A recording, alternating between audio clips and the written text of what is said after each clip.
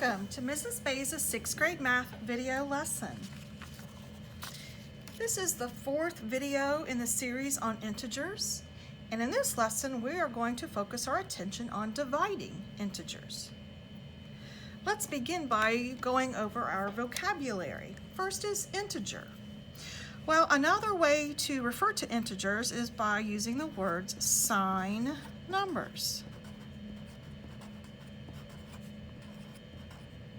And we call them that because they have a sign, as in a plus sign, meaning positive, or a minus sign, meaning negative.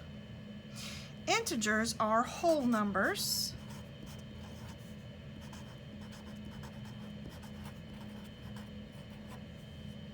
and zero. Integers cannot be fractions,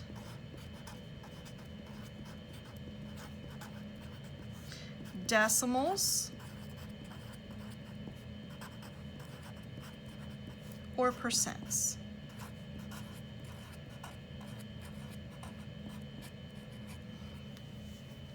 Now this time we're going to be dividing integers, so let's talk about the symbols for just a moment. This is a slash, which means to divide. And of course we have the traditional division symbol. And of course the parenthesis we use to protect negative numbers. Now let's go over the rules for dividing integers. Now what is pretty great about multiplying and dividing integers? The rules are the same for both multiplying and dividing. So we don't have to learn a whole new set of rules, which is great. So let's just review those rules. And I like to call them steps. So let's talk about step one. Step one, we're going to divide. See, the only difference is instead of multiplying like the last video, this time we're going to divide. Step two, we're going to look at the signs,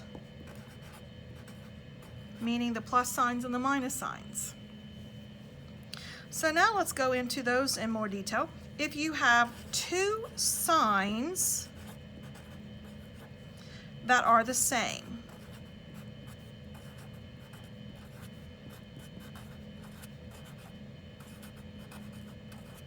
that means your answer is going to be positive.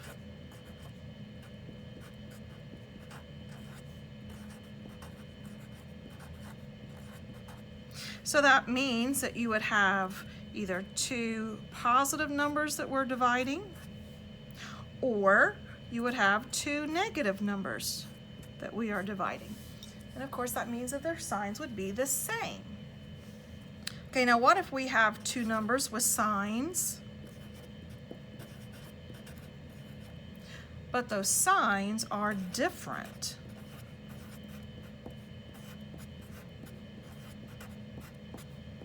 That means your answer is going to be negative.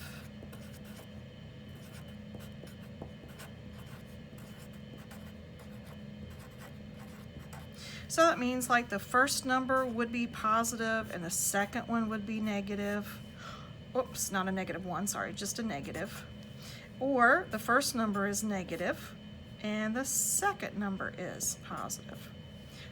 So if the signs are different, remember that's supposed to be a negative, my mistake. If the signs are different, then it's going to be a negative answer. Now those are if you only have two numbers that you're going to be dividing. What happens if you have more than two numbers that you're going to divide? Now, honestly, you can only divide two numbers at a time, but if you're going to divide two numbers and then you have to divide another number and you have to divide another number and you have to divide another number, which honestly doesn't happen very often, but if it would, you must remember that if there is an even number of negative signs,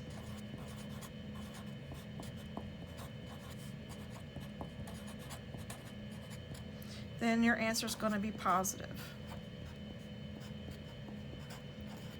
So that means 2, 4, 6, 8 sets of negative signs. You're going to have a positive answer. And then if you have an odd number of negative signs,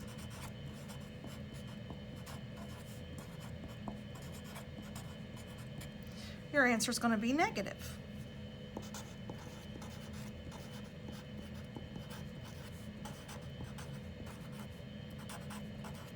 And that would be if you have 1, 3, 5, 7, 9 numbers of negative signs.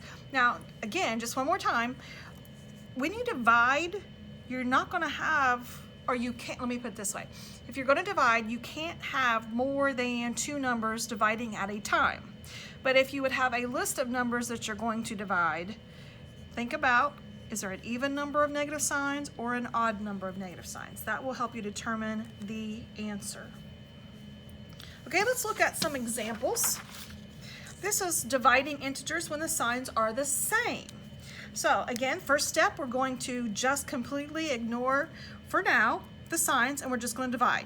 8 divided by 4 is 2. Now let's go back and look at the signs. They're both positive. They're 2 plus signs. So that means your answer is going to be positive. So either write 2, or sometimes you'll see it as a positive 2 with a plus sign in front. Okay, number 2, this is 8 divided by 4. Well, that answer is 2. But notice that you don't see a sign in front of 8, and you do not see a sign in front of 4. So if you don't see the signs, that means they are positive. So both are positive numbers. That means your answer is going to be positive.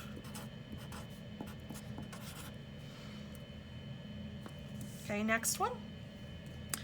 Step 1, let's divide. 24 divided by 6 is 4.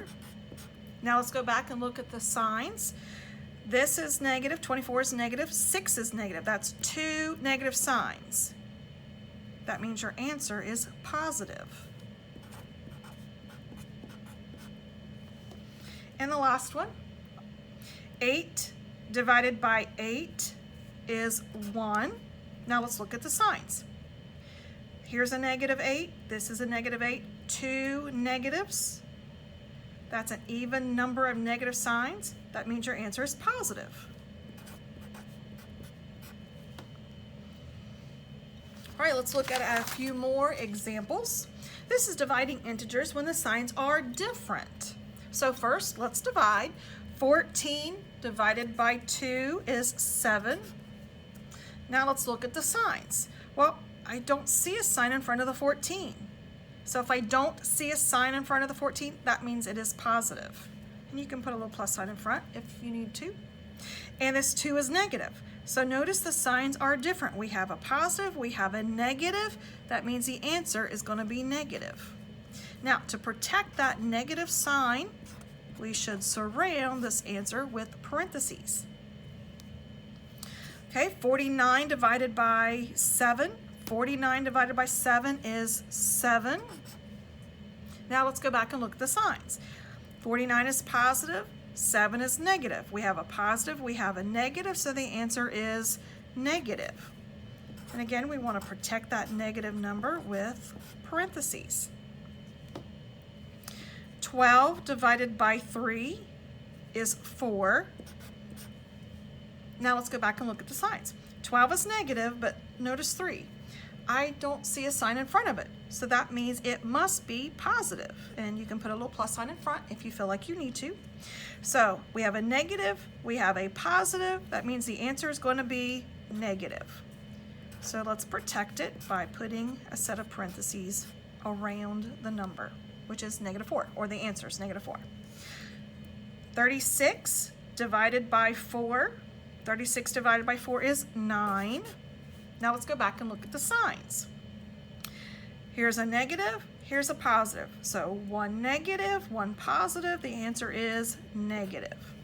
So then we will also write it so that the -9 is being protected with parentheses.